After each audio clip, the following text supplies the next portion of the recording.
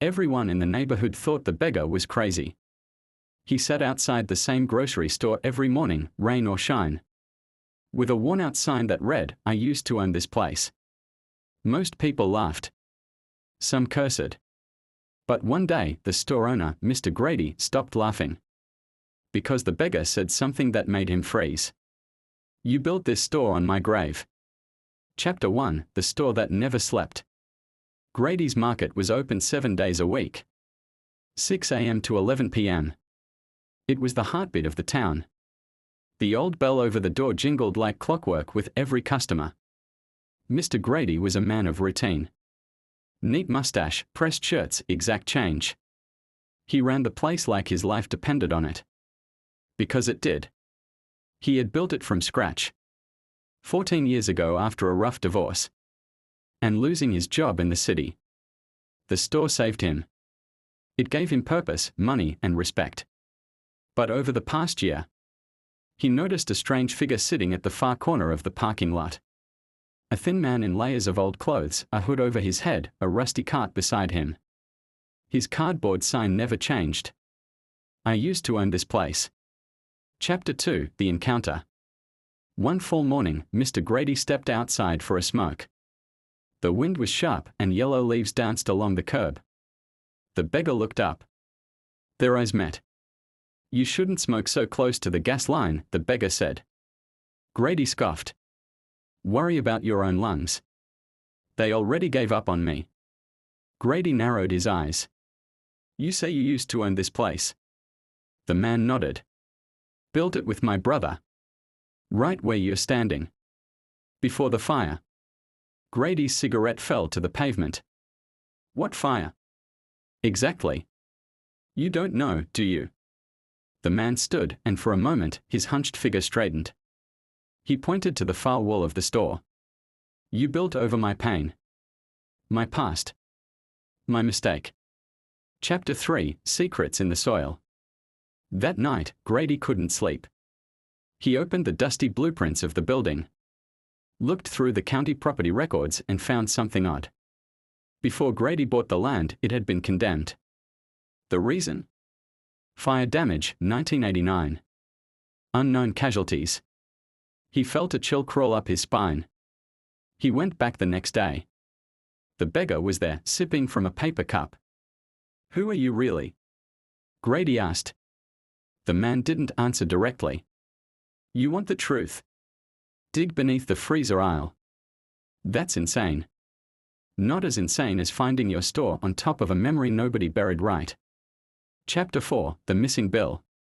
The next morning, Jacob opened his grocery store just like he did every day, early, quiet, and focused. The little bell above the door chimed as sunlight spilled in. Shelves were stacked, crates were neat, and the cash register was freshly counted. But something was missing. The $10 bill. The one he'd tucked beneath the drawer last night. It was gone. Jacob froze. He never miscounted. Never misplaced cash. His eyes darted across the shop.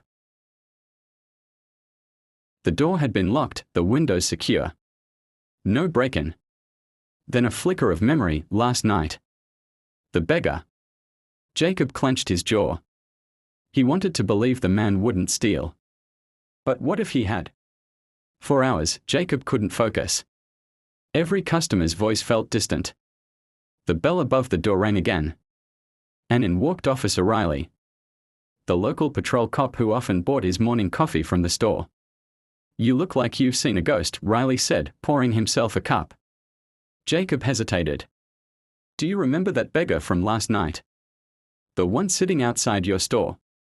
"Yeah, I passed him on my beat. Quiet guy. I think he took something. Just a bill. But it feels wrong." Riley raised a brow. "You pressing charges?" Jacob shook his head. "No, I just want to find out why." Riley shrugged and left with his coffee. Jacob didn't realize how badly he needed answers until he locked the store early and began walking the streets. ***. He searched for over an hour beneath overpasses, in alleys, outside the church soup kitchen, No sign.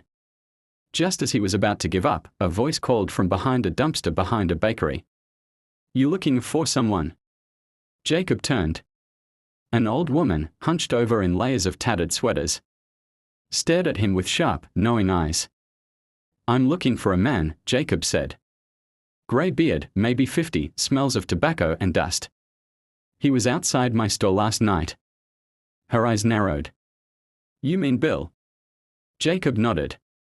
Maybe. Did he mention where he stays? The woman pointed toward the train yard.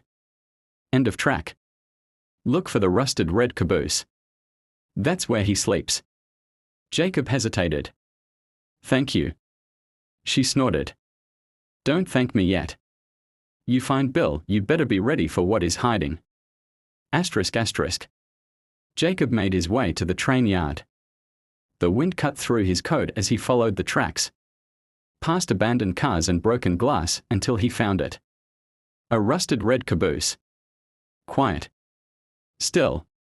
He climbed up carefully, pushed the creaking door open, and stopped. Inside was not just a man, but a map. A map made of memories, photos, torn journal pages, a faded ID. And in the center, on a makeshift altar of bricks and wood, sat the $10 bill.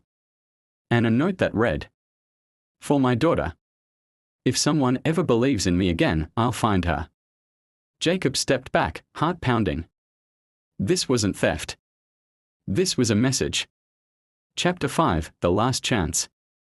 Jacob stood frozen in the doorway of the old caboose, staring at the note. The paper trembled in his hand as he read it again. For my daughter. If someone ever believes in me again, I'll find her. He looked around. The inside of the caboose was dusty but carefully arranged. Old newspaper clippings. A child's drawing, yellowed with time, pinned to the wall. A picture of a little girl in pigtails, her smile full of life. Next to it, a photo of a man, Bill, younger, cleaner, and full of hope. A groan echoed from the far end of the train car. Jacob stepped forward and found him, Bill, curled up under a blanket, coughing violently. His skin was pale and his frame was thinner than before. You came, Bill rasped, opening his eyes slowly. You didn't steal, Jacob said quietly. Bill gave a sad smile. Didn't need to. I just borrowed that 10. Left something behind that mattered more. Jacob sat beside him. You said you had a daughter. Where is she? Bill's voice cracked. I lost her. After the war, I came home. Things were hard. I lost my job. My wife left. I started drinking. She took my daughter and moved out west. Haven't seen her in 20 years. Jacob stared at the note. Why now? Why put this all together? Bill's eyes filled with tears. Because when you gave me food, you looked at me like a man. Not trash. I thought. Maybe I still had some good left in me. Enough to find her.